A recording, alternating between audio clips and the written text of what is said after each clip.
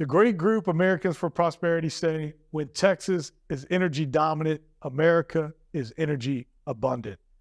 And we talked to them on this episode of The Crude Truth. In 1901, at Spindletop Hill near Beaumont, the future of Texas changed dramatically as, like a fountain of fortune, thousands of barrels of oil burst from the earth towards the sky. Soon, Detroit would be cranking out Model Ts by the millions, and America was on the move, thanks to the black gold being produced in Texas. Now, more than a century later, the vehicles are different, but nothing else has truly changed. Sure, there may be many other alternative energy sources like wind and solar and electric. But let's be honest, America depends on oil and entrepreneurs, and if the USA is truly going to be independent, it has to know the crude truth. This episode is brought to you by LFS Chemistry. We are committed to being good stewards of the environment. We are providing the tools so you can be too. NAPE Expo, where deals happen. Air Compressor Solutions. When everything is on the line, Air Compressor Solutions is the dependable choice to keep commercial business powered up. Sandstone Group. Exec Crew. Elevate your network, elevate your knowledge. Texas Star Alliance. Pecos Country Operating. Fueling our future. Well, hello again, and thank you as always for tuning in to another episode of The Crude Truth. I am just so excited as always because this is just such a fun show to do, and I always get to meet so many great people. And with me again today is my wonderful co-host, Kristy. How are you? I'm amazing. How are you? Doing great. I cannot complain. Texas energy is looking phenomenal right now. It is. And I tell you what, I think if we can just get some of our Texas thoughts out to Washington, D.C., as far as energy and oil and gas goes, I think the America would be doing a lot better, huh? I would agree with that. Right?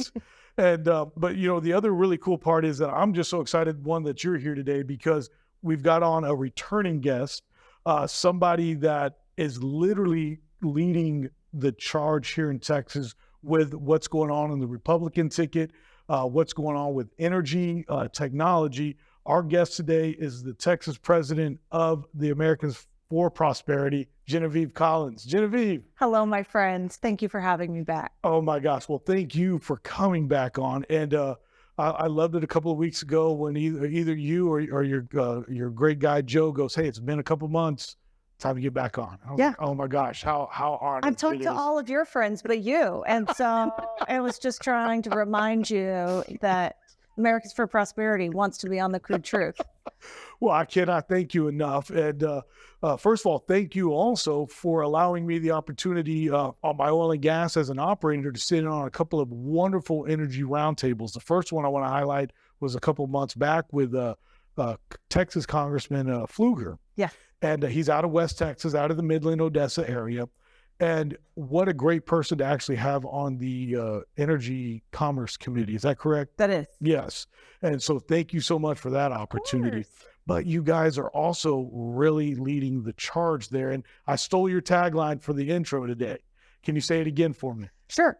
When Texas is energy dominant, America is energy abundant. Yeah. And as a Texan, we all love being dominant. And, you know, I know that there's 49 other states, but like as Texans, we know what's the real deal. Yeah. Right. And so we want to make sure that when Texas energy really can showcase its depth and diverse portfolio and how that's creating opportunities, innovation, and energy capacity, transmission, reliability, all of that, but also innovation. Everyone wins, not just here in this state, but across the country. Right. And, you know, what made you guys decide to kind of, as Americans for Prosperity, because Texas obviously is probably the stronghold for Americans for Prosperity, and I may just be saying that because it's Texas. But as you guys go here in Texas, the rest of y'all's group really seems to follow. So what was it about the energy side of this that y'all wanted to make a big push? That's a good question. So no one really knows this, but the first day that I started at Americans for Prosperity was the day of snowpocalypse in 2021, February 16th of 2021. Okay. And I was like, so first day I'm trying to like onboard, I'm trying to talk to anyone on my staff, and no one has power. And it's the only thing people are talking about. So I just called my boss. I was like, so can I get our energy policy point of view? And they're like, well, we don't really have one yet. This hasn't been a policy that we've focused on. And I said, are you kidding? Well, you want me to lead Texas and we don't have an energy policy point of view? Wow. So I just said, well, we're going to go make one. And over the last 3 years, we've been hosting a lot of listening tours, really trying to understand whether you're in Lubbock or Midland or Port Arthur or Dallas or anywhere in between, that we have a genuine understanding of what's happening across operators, across innovators, across inventors, right? And we want to understand the space before we actually begin helping work on policy. And so now we're ready to launch. Well, you talk about ready to launch. You just recently had another energy roundtable with Senator Ted Cruz. I don't know of a bigger launch than that right there. That was amazing. What'd you think? I thought it was absolutely amazing. So knowledgeable. Yes, it was great. Thank you. Well, one of the things that we have realized is that in our space, our real comparative advantage is connecting people with policy. And sometimes that's also connecting people with lawmakers. So often we think that policy just happens at the top level. And we want to actually change that paradigm and ensure that good policy is created by the people closest to the problems, right? So we need to be talking to energy independence and operators. We need to be talking to nuclear. We need to be talking to folks in data centers and blockchain. We need to be talking about renewables and what that looks like, or recycling, and really understand the entire ecosystem. So that way better policy gets written and derived from the bottom up, and not the government saying top down, one size fits all. Yeah. I thought it was interesting how, everybody brought their concerns, which was amazing, and how he answered every single, person at such a wide variety. And I learned a lot about blockchain and Bitcoin yesterday that I had no knowledge about. The fact that you did solar and it's running, it's like, that's crazy. But so it was really empowering, just that he actually listened to every single business owner was very, very powerful. Yeah, sometimes we forget that these people are also real people. Yes. Because we put them on a pedestal. They're our United States Senator. They represent us. But if they don't connect with us, then how can they represent us well? And that's really one of the things that I think when we do these roundtables, whether it's energy or healthcare or education, we really want the member to hear directly from experts. Yes. And they don't always have that opportunity because they've got lobbyists and people with, very specific requests. Instead of just having more of a global landscape conversation, we can really help educate and inform members to do better for all of us. It was very, very great and impactful. And again, as Kristy was saying, it was really great that I had a chance to talk to him, and then he literally was able to then he talked, and we had our own conversation, and it was great. And he had that with all 20 of us. And I think that it definitely, the point got across, but also I think y'all talk about connecting. He understands that it's more than just an oil and gas problem. The transmission and the grid is huge. Yes. We can have oil and gas could be supplied. Well, we know that we can supply the next 100 years. That's great. But we don't have the grid, the electricity, or the transmission to actually distribute that power right now, Right. And it's almost like a blessing in disguise, because the real reason why we don't have the grid as well as is because we got so many people moving to Texas. And then you've got the AI facilities that are moving here, and the Bitcoin. That AI and Bitcoin take so much additional energy that, a lot of people don't even know that AI takes 10 times the amount of power just to do a quick Google search than it would to do a quick Google search. So that it's crazy. Yeah, when you're scraping the entire internet within seconds, it takes a tremendous amount of load, right? And I think that you guys certainly know, but most Texans or Americans don't know that the AI revolution is going to change everything. People know that, but they also don't necessarily realize how using this tool is going to fundamentally change our energy consumption, our energy capacity, as well as change white collar jobs. Not blue collar jobs. It's going to change white collar jobs. So this is truly, I think this is going to be the next frontier of revolution, like the next industrial revolution, if you will. Oh, wow. That's my personal opinion, but we're already at capacity and people don't know that. Yeah. And so how do we help facilitate better learning, more education, and more opportunity for conversation and connecting great people like you and like you guys with the senator?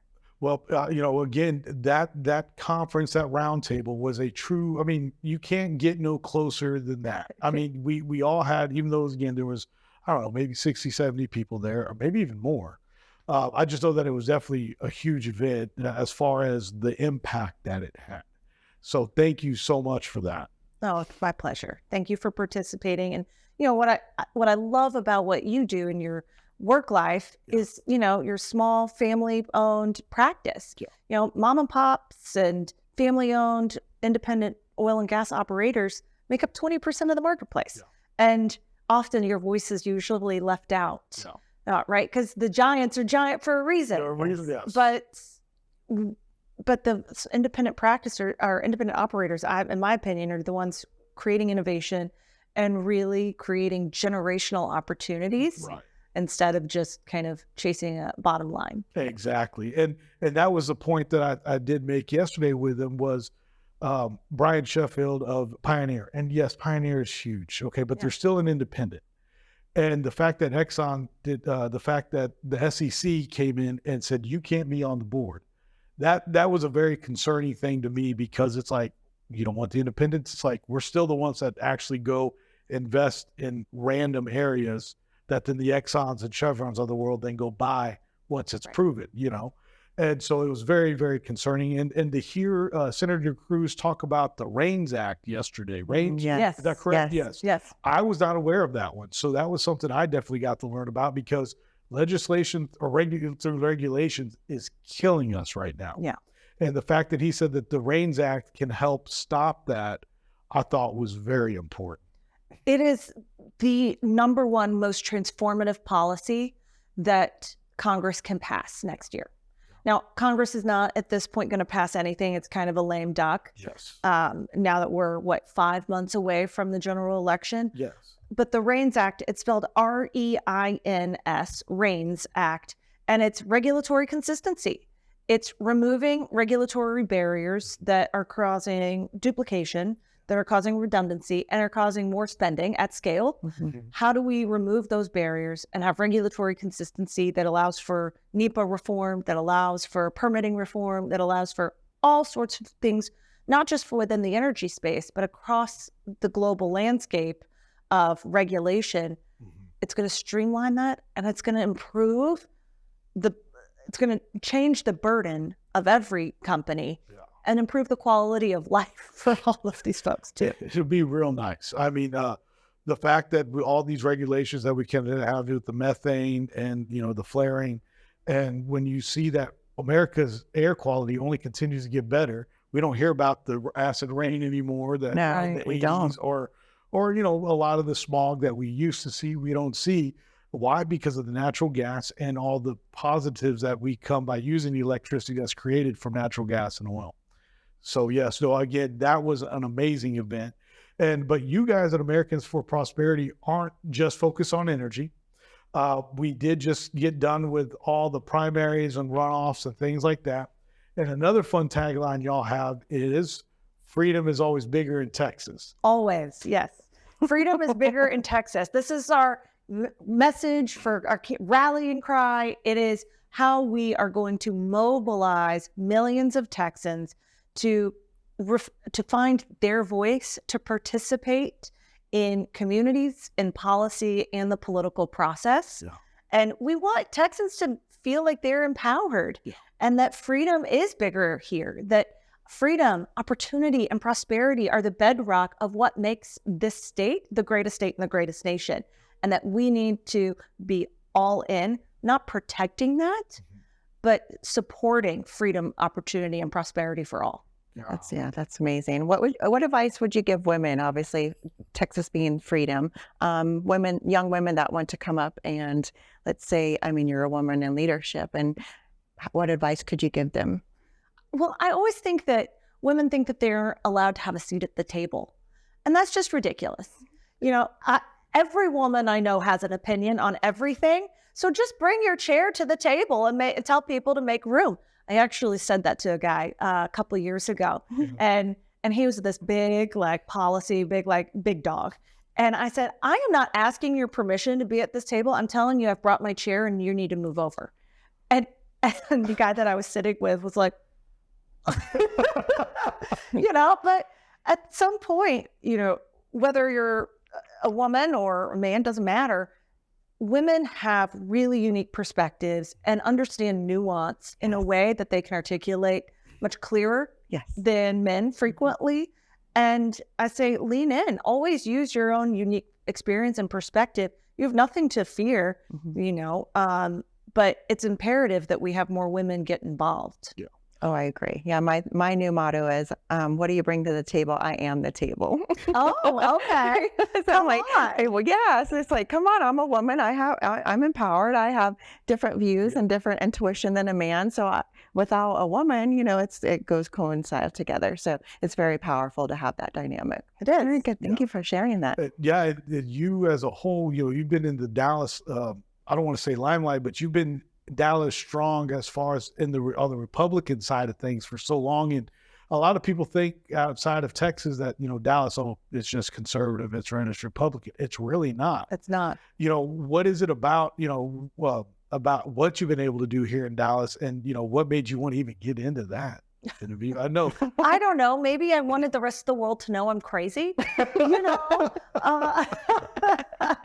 I mean, maybe I'm just fine with that.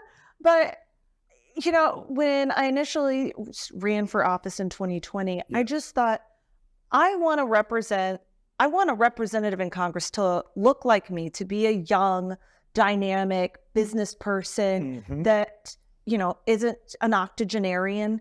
I'm tired of having octogenarians make laws for me when it's not going to affect them. And I just think Congress needed to look more appropriate to the world in which we live in. Yeah. And I also felt like we needed at that time someone with business experience. Yes. Dallas is a massive business city. I mean, in Dallas, we have more financial services jobs in DFW than New York now. Wow. Since 2019, 32,000 financial services jobs have moved to Dallas. So we're an economic engine, and I wanted representation for that. Yeah. I've stayed involved. Now, I lost my bid for Congress, and thank God, because I would be miserable if I were a member of Congress right now. I'm just being honest. But I said, just because I lost an election didn't mean I've really lost. Right. No. Yeah. And there are so many opportunities to get involved, to get engaged, and to learn. Yeah. I now work on policy in healthcare, education, energy, taxes, regulation, immigration. So there's so many things to tackle, not just in the city, but across the state. And whether it's affordable housing and how that doesn't exist here in North Texas, or how do we actually forecast a better future that brings in free market principles to create more affordable housing, right? How do we look at the world and the paradigm that allows for competition, free market, and innovation to be the drivers? And we need to have someone have that voice, and I guess that's me. Yeah. Well, you've done a great job at it. I mean, again, the Americans for Prosperity here in Texas only continues to grow and get stronger. And, speaking of growing and getting stronger, you guys just had a great turnout on the primaries and runoff elections. Is that correct? It is. It has been a long 5 months, y'all. So, we know that we have a big general election this November for the president, but in the run up to that, there's always the primary cycle. And this year we've really focused. So at AFP, we focus on three things. So let me just take a quick step back, and then I'm going to jump back in on the primaries. We focus on three things. One, building communities. And that means how do we educate, equip, and empower communities to find their voice and tell their stories. Two, how do we use our communities and their problems, but also their solutions to create better policy outcomes? So how do we create better policy? And then three, how do we ensure that the policy gets passed? By finding better policy champions. Yeah. Sometimes policy, there aren't a lot of policy champions. And we experienced that last year in the Texas legislative session. Something that we care a lot about is school choice and passing school choice in the state of Texas. Well, that bill died ingloriously on November 17th last year. And, you know, we've been working on that bill for, 40 years. Yes. And we finally got it to a point where it got out of the House committee, which had never happened, and then it died ingloriously. And I just was so fired up. I was pissed. Yeah. Just in full disclosure, I said, we're going to go primary these people. We're going to go find better candidates that have a more holistic view of how Texas should continue to create a brighter future. And we're going to go find better candidates that are going to focus on school choice. They're going to focus on healthcare. They're going to focus on lowering our tax burden. Yes. And so we did. And we participated in AFP and then our sister brand, Libre, the Libre Initiative. We engaged in 22 individual races. It's the largest portfolio of primary races we've ever engaged on. And it was a mixture of defending some incumbents, supporting folks in open seats, and then challenging a bunch of people that needed to go.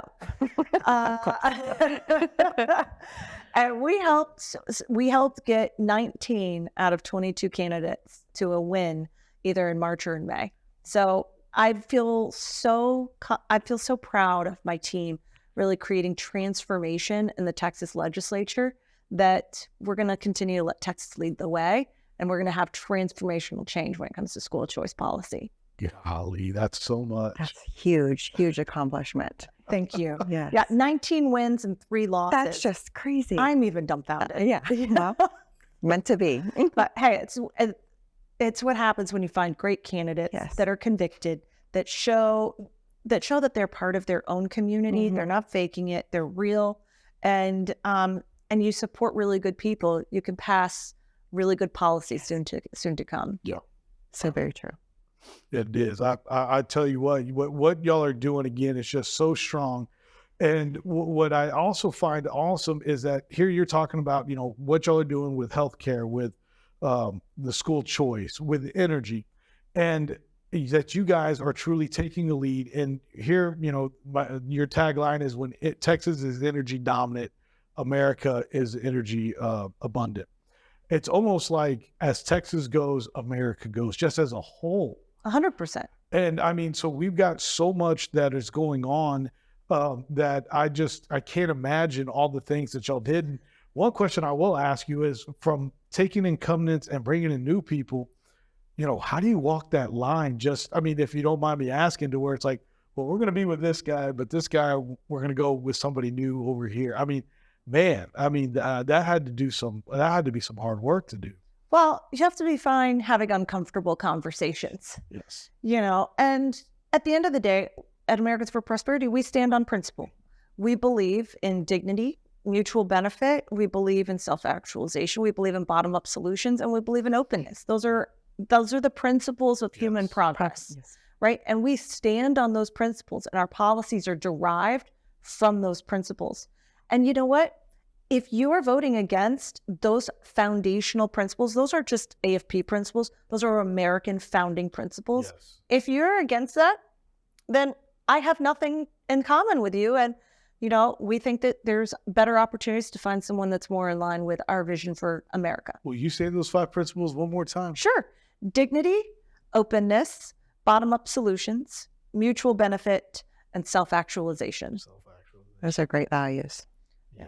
I know. Look, Kristy's I like that. That is very nice. And I mean, and so if you don't got that, I can totally understand. It's like, you know, that having that conversation. And, you know, I want to get back to what Kristy was talking about earlier, that with you, you know, like, I'm bringing my chair to the seat, or Kristy saying, well, I am the table, I'm bringing the table. So, Yeah. you know, right. That just shows the kind of leadership that you ladies have. It's like, we're back and forth here. And I think that's awesome. And that's, again, bringing that perspective in. I mean, you're running a show that, I mean, come on, 20 or 30 years ago, not to get into that whole thing, but who would have ever thought? So I think that's awesome, the way that you're doing it. And it's only continuing to grow. Well, thank you. It's easy to talk about policy. So when you talk about it through principles, sometimes policy gets really wonky. You guys know energy policy better than I, and there's a lot of wonkiness to it, but we believe in the dignity of work and that every person has unique value and an ability to contribute, and that they have comparative advantage, something that they're great at, right? We want to put people in places where their dignity is recognized so that they can fulfill their potential and self-actualize. They grow, you grow. Exactly. And that happens in any type of policy. And so I just like to say that we expand people's vocabulary and lexicon when talking about policy, because we can talk about it from a principled point of view. Yeah. Well, I know that as we continue to go, where do you see the rest of the year going? Like, let's if you don't mind me asking, where do you see it going? I mean, we're getting closer and closer every day to November and the rest of the year. So, what are you seeing? Well, for AFP, we're going to begin our Freedom is Bigger in Texas tour. So this is a multi-year campaign. Okay. And we will officially launch later this month. We have a preliminary website up. It's called freedomisbigger.com. I can't believe that wasn't taken, but we're launching our Freedom is Bigger in Texas campaign. And that's doing things like these roundtables, these policy roundtables. That's actually hosting events like on Flag Day. We're talking about the purpose of the Six Flags over Texas, or on Juneteenth, we're talking about freedom on Juneteenth and what that means. July 4th. So we talk about freedom, opportunity, prosperity. That is American independence. Absolutely. Right? And so we're going to be starting to really accelerate the messaging of freedom is bigger in Texas. And our goal is to ensure that we bring more people along with us over the rest of this year, so that we can help activate them to tell their story during the legislative cycle. Because it's one thing if I go talk to you guys as a state rep and I say, hey, this is what we're hearing back in Dallas or back in Waco. But the reality is, if I bring folks from Dallas or Waco to meet with their member, these are constituents that suddenly are empowered to tell their story and to really ensure that better policy passes. And then we're going to go celebrate all the big wins that we're going to get next summer. But from this year, we're really focused on making sure that we launch Freedom is Bigger in Texas, and then also ensuring that we set our state up for big success for the general election. It's one thing to win 19 primary races. It's another to finally get through the finish line on November 5th. And ensure that those people get over the line and get elected. And so we'll be focused on finishing the race and making sure that Texas stands head and shoulders above every other state with solid, principled legislators who are informed, educated, and know that they've got an army to back them up. Wow. That's amazing. I can't wait to see. So I don't sleep. Well, Genevieve, again, I cannot thank you enough for being here. I got to ask you, how can people reach out to Americans for Prosperity and get connected with you guys? Well, so we are launching our ambassador program, and that is on our website, www.freedomisbigger.com. And to become an ambassador, you just sign up, and we're going to include you in all of our events. We also have some amazing swag. Like, I hate swag, but I actually want to wear this. But it's not just about swag, but we're really trying to identify people that want to tell their stories, that want to be included. Like you were saying, how do women feel like they can be included? Share your experience, and we will help prepare you. So they can visit us on our website, www.freedomisbigger.com. You can follow me on Twitter at gcollinstx. That's where most of my stuff goes out. And then you just call you guys and you know how to get a hold of me. Yes, ma'am. So. Yes, ma'am. Well, Genevieve, again, I cannot thank you enough. Kristy, as always, thank you. Thank you. And to all our listeners out there, thank y'all. Please check out Americans for Prosperity. And thank you, as always, for tuning in for another episode of The Crude Truth. We'll see you next time. Again, The Crude Truth would like to thank today's sponsors: LFS Chemistry, NAPE Expo, Air Compressor Solutions, Sandstone Group, Exec Crew, Texas Star Alliance, Pecos Country Operating, and Real News Communication Network. The easiest way to start your own podcast and TV show? Real News Communications Network. Stand out from your competition. Produce streams of high-quality social media content. Become a thought leader in your industry. With RNCN, you get to be the host. We handle everything else. Tour one of our 3 locations in Dallas, Fort Worth, and the Colony. Call 972-402-6333 or visit launchashow.com to find out more.